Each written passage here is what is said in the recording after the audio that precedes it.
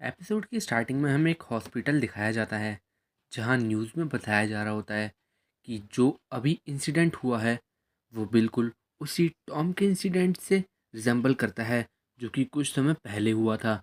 उसकी कैरेक्टरिस्टिक्स बिल्कुल सेम थी और इससे साफ पता लग रहा है कि अब बाकी लोगों को भी टॉम्स और रेलिक्स के बारे में पता लग चुका है। और वो बंदा फिर कहता है अगली न्यूज़ है कि गवर्नमेंट ने ये डिसाइड किया है कि वो इन रेलिक्स पर रिसर्च करने वाली है। और हमें दिखाया जाता है कि वो न्यूज़ कौन देख रहा होता है जिसकी हालत बेकार हो रखी होती है, हड्डियाँ टूटी हुई होती हैं और वो पड़ा पड़ा बेड पे कहता है ये बंदे आखिर ये इस बारे में बात करना कब बंद करेंगे।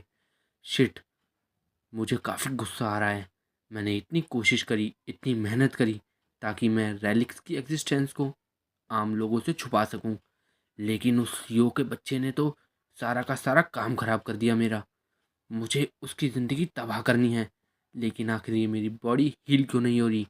और जो उसके साथ में बंदा खड़ा हुआ होता है वो उससे रोकता है और कहता है चेयरमैन प्लीज़ शांत रहिए। और तभी वहाँ एक बंदा आता है जो उसे देखकर ऐसे कहता है चेयरमैन कौन, तुम्हारी हालत तो काफ़ी बेकार लगती है। और उसका नाम एडवर्ड होता है। और वो वहाँ बैठकर कौन से कहता है तुम आजकल काफ़ी अजीब सा बिहेव कर रहे हो। और तुमने क्या सोचा था, तुम उस इतने बड़े टॉम को समन करके क्या करना चाहते थे। और कौन ये सुनकर कहता है मैं कसम खा के कहता हूँ मैं ही नहीं जानता था कि वो एयरपोर्ट पर इतना बड़ा टॉम अपीयर हो जाएगा। और एडवर्ड कहता है अब ये मायने नहीं रखता, ये इस फैक्ट को चेंज नहीं करता जो उस इंसिडेंट को दौरान हुआ जब तुमने अपने रैलिक को एक्टिवेट किया। तुम्हें अब अपनी लो प्रोफाइल मेंटेन रखनी चाहिए। मेरे क्लाइंट्स काफ़ी ज़्यादा गुस्सा हैं। और कौन ये सुनकर भड़कता है और कहता है क्या, तो यानी सब लोगों को मेरे बारे में पता चल गया। और एडवर्ड कहता है हाँ, और ये इसका सोर्स ऑफ इंफॉर्मेशन मैं ही था। और कौन और गुस्से में कहता है आखिर तुमने ये क्यों किया। और वो एडवर्ड कहता है मैं सिर्फ एक वेपन डीलर नहीं हूँ, मैं एक इंफॉर्मेशन डीलर भी हूँ। वो कौन उससे कहता है अच्छा, तो यानी तुम्हें इससे फ़र्क नहीं पड़ता कि मैं तुम पे ट्रस्ट करता हूँ या नहीं। और एडवर्ड कहता है मुझे ट्रस्ट अर्न करने के लिए एक्यूरेट इन्फॉर्मेशन देनी होती है, और अगर गलती तुमने करी है तो इसकी भरपाई भी सिर्फ तुम ही करोगे। लेकिन तुम्हें देखकर तो लगता ही नहीं है कि तुम हील भी कर रहे हो। क्यों, मैंने सही कहा ना। मैं जानता हूँ कि तुम्हारे पास इमॉर्टैलिटी का रैलिक है। और कौन कहता है मुझे पता नहीं कि आखिर ये काम क्यों नहीं कर रहा, शायद वो रैलिक डैमेज हो गया है और ये सब उस सीईओ की वजह से हो रहा है। और एडवर्ड तभी कहता है सीईओ, ये बंदा काफ़ी इंटरेस्टिंग लगता है। एक इमॉर्टैलिटी वाले रैलिक को डैमेज करना ये कोई आम बात नहीं है। देखो, अब ये डैमेज वाली चीज़ तुम्हारी दिक्कत है, तुम्हें इसे फिक्स करना होगा। और कौन कहता है हाँ हाँ मैं जानता हूँ। एडवर्ड उससे कहता है मैं किसी रैलिक रिस्टोरर से कनेक्ट करने की कोशिश करता हूँ, तुम्हें मेरे लिए रैलिक्स कलेक्ट करते रहना होगा, तो अपना ख्याल रखना। और वो ये कहकर वहाँ से निकल जाता है। और उसके साथ एक और बंदा होता है। और एडवर्ड उस बंदे से कहता है इस सीईओ बंदे के बारे में थोड़ा जांच पड़ताल करो। इसके बाद हमें यूजीहा दिखाया जाता है जो कि बैठा हुआ होता है और अपने फ़ोन में देख रहा होता है। और वो कहता है आखिर इस समय मुझे कौन कॉल कर रहा है। मैं अपना सारा कंसंट्रेशन खो बैठा। अरे, ये तो एडवर्ड है। और एडवर्ड कहता है तो आखिर तुमने मेरा कॉल इतनी जल्दी कैसे उठा लिया यूजीहा, लगता है तुम्हारे पास पैसों की कमी हो रही है, क्यों है ना। और यूजीहा कहता है हाँ हाँ, तुम मुझे बहुत अच्छे से जानते हो। मुझे पकड़ लिया गया था आखिरकार जब मैंने किसी को फ्रॉड करने की कोशिश करी थी। और अब मैं डैड होने का नाटक कर रहा हूँ। मेरी गाड़ी भी टूट चुकी है और मुझे अपना वो सीक्रेसी एग्रीमेंट का पैसे भी पे करने थे। अब मैं बाहर नहीं जा सकता, सच में अब मैं पागल हो रहा हूँ बस। और यूजिहा कहता है तो अब तुमने इतनी सारी चीज़ें फेक कर ली थी कि तुम अब अपनी डेथ को भी फेक कर रहे हो। और यूजिहा ये सुनकर कहता है ये तो एक कॉम्प्लीमेंट लगता है, क्यों है ना। ये सब छोड़ो, ये बताओ क्या तुम्हारे पास मेरे लिए कोई जॉब है। और एडवर्ड कहता है, हाँ, एक रैलिक रिस्टोरेशन की रिक्वेस्ट आई है। और ये सुनकर यूजिहा कहता है, रैलिक रिस्टोरेशन, मुझे ऐसी रिक्वेस्ट बिल्कुल नहीं पसंद, क्योंकि ये रिस्टोरेशन वाला काम काफ़ी थका देने वाला होता है। और एडवर्ड फिर कहता है, तो तुम्हें लगता है कि पैसा कमाना इतना आसान है? लेकिन ध्यान रखो कि वो रिक्वेस्टर काफ़ी बड़ा बंदा है। वो कौन है? TKBM का चेयरमैन। और ये सुनकर यूजिहा हैरान होता है और खुशी से कहता है, क्या सच में? और एडवर्ड फिर कहता है, और क्या, तुम्हें क्या लगा था? तुम्हें पैसों की चिंता करने की अब कोई ज़रूरत नहीं है। और ये बातें सुनकर यूजिहा काफ़ी खुश होता है और एडवर्ड से कहता है, ठीक है, मैं ये पक्का करूँगा। बाद में सीईओ और उसकी गैंग दिखाई जाती है, जो कि किसी आर्ट गैलरी के बाहर खड़े होते हैं। और सीईओ कहता है, ये वही लोकेशन है जो इरेने ने हमें दी थी। और सिंघू कहता है, क्या तुम्हें लगता है कि वो अभी भी जिंदा है?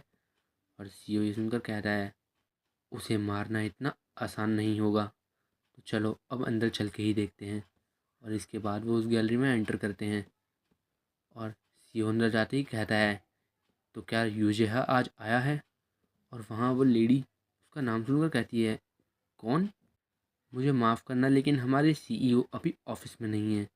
और सीईओ ये सुनकर कहता है, अच्छा, ऐसा क्या? और वो मन में कहता है, मैं ये फील कर सकता हूँ, उस रैली की एनर्जी मैं ये फील कर पा रहा हूँ अच्छे से।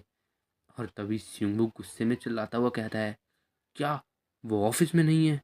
क्या वो डैड होने का नाटक कर रहा है? और वो उस लेडी को भी डरा देता है। और सिंगू उसका कान पकड़कर खींचता है और कहता है, ओए पागल, तुम ये क्या कर रहे हो? और सिंगू फिर कहता है, हमें उससे बातें उगलवानी होंगी। और सीओ उससे बोलता है, हम यहाँ यूजिहा से मिलने आए हैं, अपना थोड़ा दिमाग लगाओ, हमें उसे लालच देना होगा। और वो उस लेडी से कहता है, मुझे माफ़ करना, इसकी तरफ से मैं तुमसे माफ़ी मांगता हूँ। अब लेडी कहती है, मुझे नहीं पता कि तुम लोग यहाँ किस लिए आए हो, लेकिन तुम्हें ऐसे एक्ट नहीं करना चाहिए। हमारे सीईओ एक कार एक्सीडेंट में कुछ समय पहले गुजर गए। और तभी सीईओ उस बैग को वहाँ सामने रखकर कहता है, अच्छा, तो यूजे है अब नहीं रहा। आखिर मैं अब इस इतने सारे सामान का क्या करूँ? और वो लेडी उस देखकर कहती है, आखिर ये क्या है? और उसमें सीईओ के सारे रेलिक्स रखे हुए होते हैं। और उसे देखकर वो लेडी मन में कहती है, रेलिक्स, ये तो 10 हैं, और इतनी हाई रैंक के। और उसके शक्ल से भी साफ पता लग रहा होता है कि वो क्या सोच रही है। और वो सब सीओ जान के कर रहा होता है। और सीओ फिर कहता है, तो क्या तुम इन्हें रिकॉग्नाइज कर पा रही हो? प्लीज़ मेरी मदद करो। ये सारे के सारे काफ़ी हाई वैल्यू के हैं, लेकिन ये टूट चुके हैं। और ज़रूरी नहीं कि हमें इसमें यूजहा की ही मदद लगे, लेकिन कोई भी ऐसा बंदा जो इन्हें रीस्टोर कर सकता है। क्या तुम किसी को जानती हो जो यूजहा के लिए काम कर रहा हो? तुम ऐसे किसी ना किसी बंदे को तो जानती होगी, क्यों, है ना? क्या तुम मेरे इन रेलिक्स को फिक्स कर सकती हो? और वो लेडी कहती है, रुकिए सर, मुझे रेस्ट रूम जाकर आने दीजिए एक बार। और सीईओ को पता लग जाता है कि वो किसी न किसी से तो मिलने ही जा रही है, इस मैटर पर बात करने। और ये उसका एक्ट था कोई। और सीईओ बताता है कि वो लड़की यून मिनही थी, और वो यूजेहा की असिस्टेंट है, और वो भी यूजेहा की तरह ही काफ़ी लालची है। तुम इन रेलिक्स को ऐसे नहीं जाने दोगे, मैं जानता हूँ। यूजेहा अभी जिंदा है। और इसके बाद हमें यूनमिनी दिखाई जाती है, जो कि यूजेहा से बात कर रही होती है और कहती है, सीईओ, एक बड़ी दिक्कत आ गई है, ये रेलिक्स के रिलेटेड है। और यूजेहा कहते हैं, और यूजेहा फिर कहता है, तुम क्या बोल रही हो? और यूनमिनी कहती है, कोई यहाँ आया है जो रैलिक रिस्टोरेशन के लिए आया है यहाँ। और यूजेहा ये सुनकर कहता है, उन्हें वापस भेज दो, मैं अभी TKBM के लिए डील कर रहा हूँ, और मैं अभी इस काम में कुछ समय तक के लिए बिजी रहने वाला हूँ। और तभी वो लड़की कहती है, नहीं, ऐसा नहीं हो सकता, वो कम से कम 10 रैलिक्स लाया है, और उनमें से कुछ तो इजिप्शियन गॉड लेवल रैलिक्स हैं, और वो देखने में भी पागल लग रहे हैं, हम मुझे फंसा सकते हैं। आखिर मुझे क्या करना चाहिए? और विजय कहता है, ये तो सच में कमाल की बात है, ठीक है, मैं कुछ सोचता हूँ कि हम इससे और कैसे पैसे बना सकते हैं। वो रेलिक्स सारे के सारे रिस्टोरेशन रूम में ले आओ, मैं उन्हें देखूँगा और मैं उनके जैसे ही फेक बनाकर उन्हें स्वैप कर दूँगा और उनको वो नकली वाले थमा दूँगा और खुद असली वाले रख लूँगा।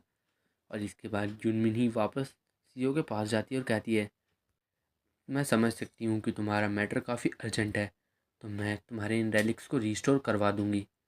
और ये सुनकर सीईओ कहता है, थैंक यू, तुमने मुझे बचा लिया। और जुनमिनी कहती है, तो क्या मैं इन रेलिक्स को रिस्टोरेशन रूम में ले जा सकती हूँ, ये देखने के लिए कि ये सही कंडीशन में है या नहीं। हमें मशीन्स के इन्हें इंस्पेक्ट करना होगा। और सीईओ इसकी परमिशन दे देता है। और सिंबू उसकी तरफ इशारे करके कह रहा होता है, ओए इतने सारे रेलिक्स तुम अपने दे रहे हो, क्या हो अगर ये लेके भाग जाएं तो।